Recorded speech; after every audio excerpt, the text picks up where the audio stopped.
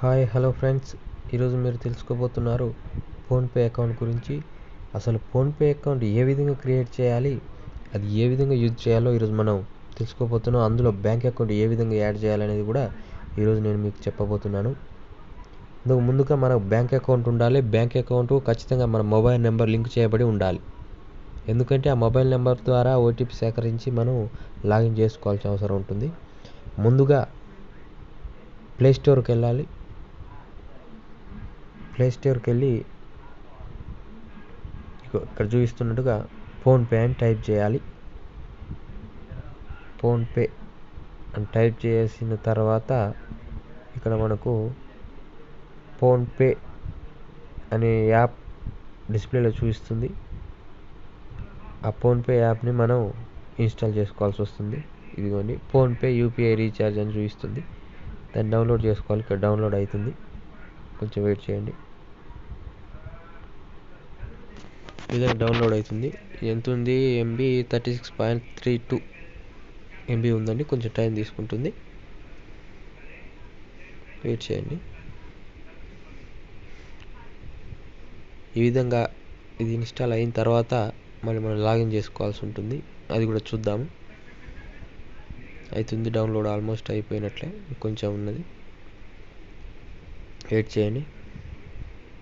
Okay, download అయింది. ఇప్పుడు download అయిన తర్వాత మీరు ఏం చేస్తారంటే ఇంటర్ఫేస్ ఈ విధంగా చూపిస్తుంది. ఫోన్పే ఓపెన్ చేయగానే ఈ విధంగా ఓపెన్ చేయాలి. ఇక్కడ ఓపెన్ క్లిక్ చేయండి. ఇంటర్ఫేస్ ఈ విధంగా చూపించి ఇక్కడ ఫోన్ నెంబర్ అడుగుతుంది. మన ఫోన్ నెంబర్ సెలెక్ట్ చేసుకోవాలి. అలా కొట్టండి. ఓటీపీ అడుగుతుంది.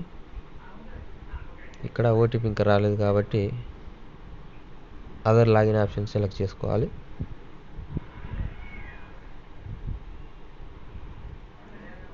Login by SMS, okay.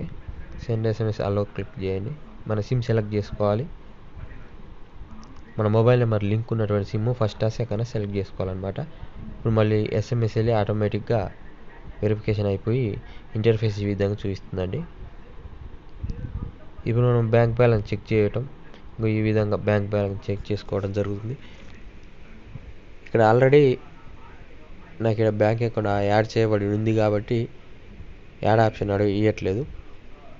ఈ విధంగా చెక్ చేసుకోవాల్సి ఉంటుంది. ఇక్కడ నుండి చెక్ చేసుకోవాలి. చెక్ బ్యాలెన్స్ అని ఉన్నది కదా, చెక్ బ్యాలెన్స్ మీద క్లిక్ చేసినప్పుడు మన బ్యాంక్ అకౌంట్ చూపిస్తుంది.